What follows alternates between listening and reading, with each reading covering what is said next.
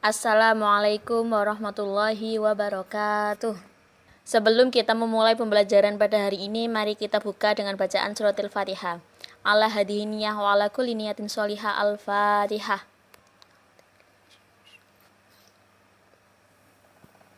Selesai. Selamat pagi anak-anak. Bagaimana kabar kalian?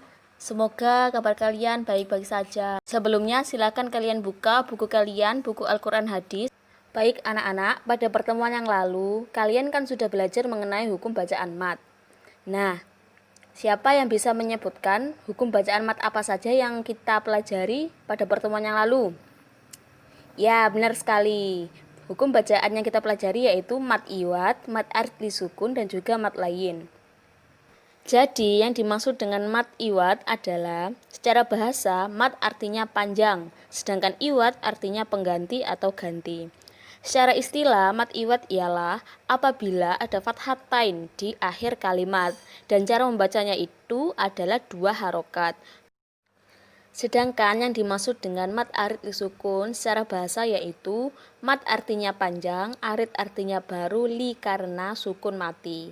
Menurut istilah, mat arid sukun yaitu apabila ada mat tobi'i bertemu dengan huruf hidup. Sedang huruf hidup itu mati karena wakof. Contohnya, Bismillahirrahmanirrahim.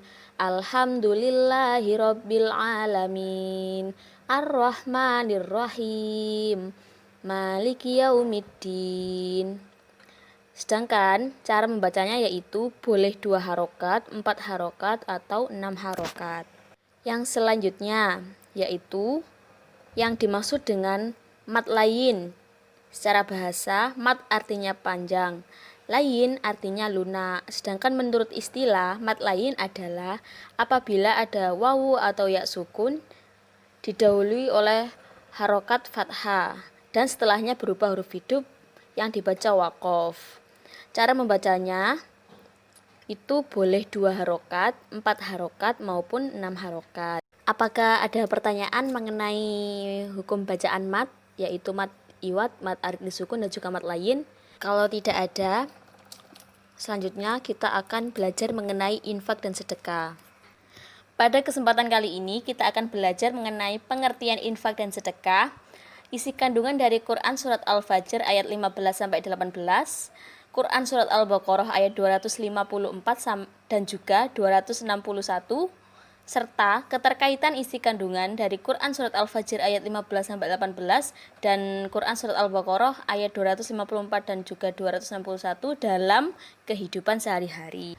Tujuan dari pembelajaran pada hari ini yaitu diharapkan kalian semua dapat menjelaskan pengertian infak dan sedekah dengan baik dan benar. Kemudian, kalian itu dapat memahami isi kandungan dari Quran Surat Al-Fajr ayat 15-18 dan juga Al-Baqarah ayat 254 dan juga 261. Kemudian, setelah kalian memahami dari isi kandungan tersebut, kalian itu bisa mengimplementasikan atau mempraktekkan kegiatan sedekah atau infak tersebut dalam kehidupan sehari-hari, sehingga kalian dapat mengambil hikmahnya seperti bisa membantu saudara kita yang kesusahan, kemudian mempererat rasa persaudaraan.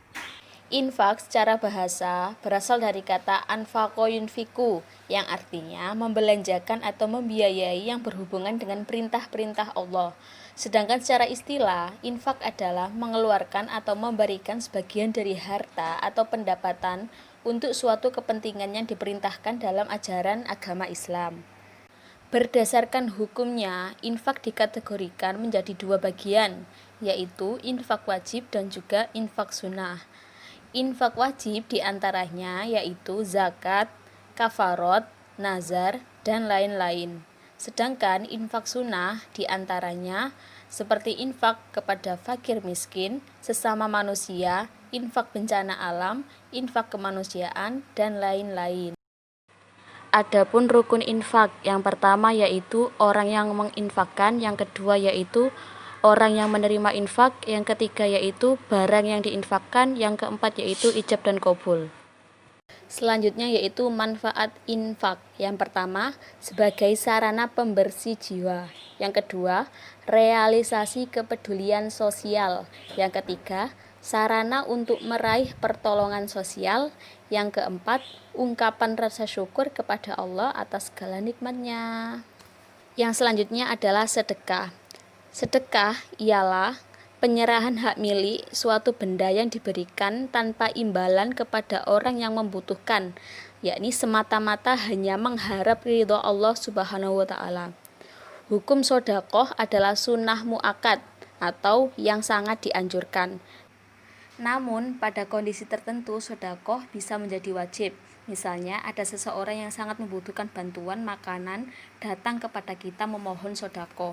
Dalam keadaan tersebut, maka kita wajib memberi sodakoh, karena apabila kita tidak memberikan sodakoh, maka orang tersebut terancam akan meninggal. Rukun sedekah yang pertama yaitu orang yang bersedekah, yang kedua yaitu orang yang menerima sedekah, yang ketiga yaitu barang yang disedekahkan, yang keempat yaitu ijab dan qabul. Manfaat sedekah. Yang pertama, dapat membantu meringankan beban orang lain. Yang kedua, menumbuhkan rasa kasih sayang dan mempererat hubungan antar sesama. Yang ketiga, sebagai obat penyakit dan akan dilapangkan rezekinya. Yang keempat, dapat meredam murka Allah dan menolak bencana, juga menambah umur. Yang selanjutnya yaitu Quran Surat Al-Fajr ayat 15-18 beserta penjelasannya. Mari kita baca bersama-sama Quran Surat Al-Fajr ayat 15-18. A'udzu billahi minasyaitonir rajim. Bismillahirrahmanirrahim.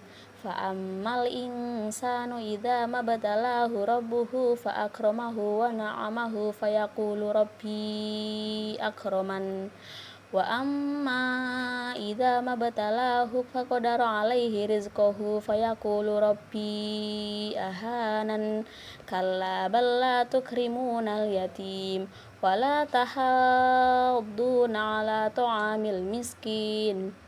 Shadaqallahul adzim. Quran Surat Al-Fajr ayat 15-16 ini menjelaskan bahwa kecenderungan manusia merasa mulia dengan rezeki yang diberikan Allah Subhanahu wa Ta'ala. Padahal tidaklah demikian. Sesungguhnya harta itu hanyalah ujian dan cobaan bagi mereka. Dan begitu pula sebaliknya, jika mereka diberi kesempitan rezeki, mereka menganggap Allah Subhanahu wa Ta'ala menghina mereka. Padahal tidaklah demikian. Sesungguhnya Allah memberi rezeki kepada siapapun yang disukainya dan tidak disukainya.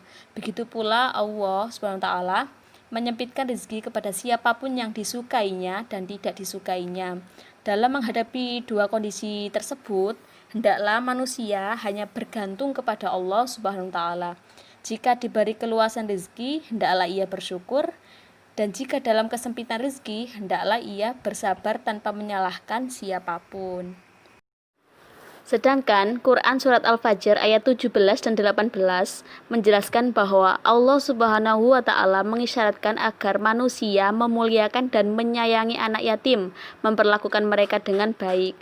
Allah juga memperingatkan agar manusia saling menyeru, saling mengingatkan untuk menyeru memberi makan orang miskin.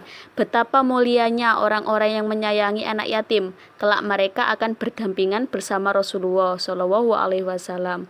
Sedangkan orang-orang yang tidak menyantuni anak yatim dan tidak menyeru memberi makan orang miskin termasuk pendusta agama. Yang selanjutnya yaitu Quran Surat Al-Baqarah ayat 254.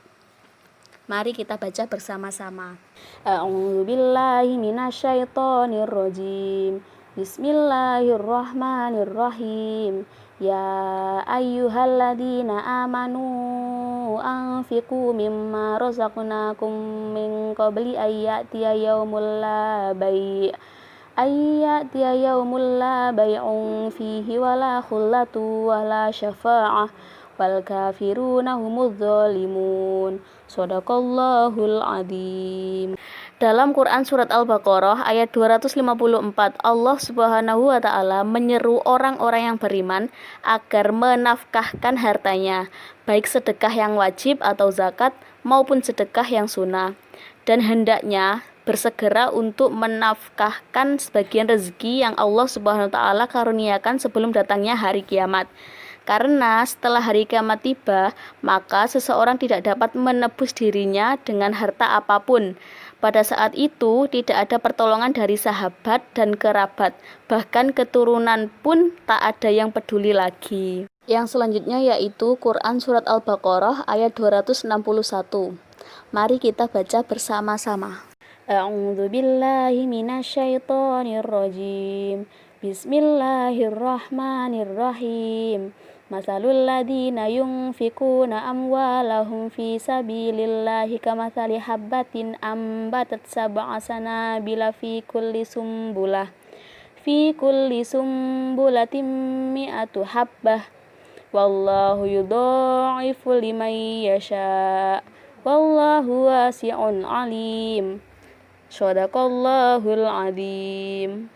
Dalam Quran Surat Al-Baqarah ayat 261 ini, Allah Subhanahu wa taala menjelaskan bahwa menginfakkan harta dengan ikhlas dalam ketaatan kepadanya akan dilipat gandakan pahalanya sampai 700 kali lipat. Walaupun asbabun nuzul ayat ini berhubungan dengan kedermawanan sahabat Nabi Muhammad SAW, yaitu Utsman bin Affan dan Abdurrahman bin Auf. Keduanya menyumbangkan harta mereka ketika perang Tabuk. Namun, secara umum ayat ini mendorong agar manusia gemar berinfak dan sedekah tanpa dibatasi oleh kondisi dan keadaan. Dari sini, apakah ada yang ditanyakan? Kalau tidak ada, sebelum kita akhiri, mari kita membuat rangkuman sedikit mengenai pembelajaran pada hari ini.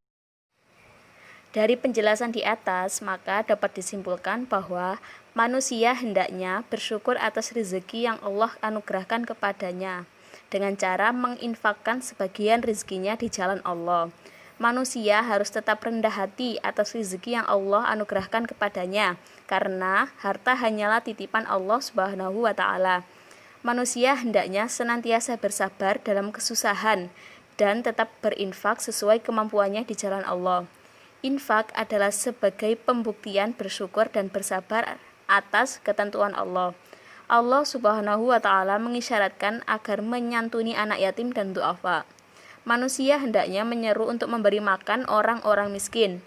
Allah menyeru orang-orang yang beriman agar bersegera menafkahkan hartanya, baik yang wajib atau zakat maupun yang sunnah, yaitu infak dan sedekah. Harta yang diinfakkan akan menjadi penolong dan penyelamat di akhirat kelak. Memberikan infak harus dengan hati yang ikhlas agar berbalas pahala di dunia dan akhirat oleh Allah Subhanahu wa taala. Demikian penjelasan yang dapat saya sampaikan, kurang lebihnya mohon maaf. Mari kita akhiri pembelajaran pada hari ini dengan bacaan hamdalah. Alhamdulillah.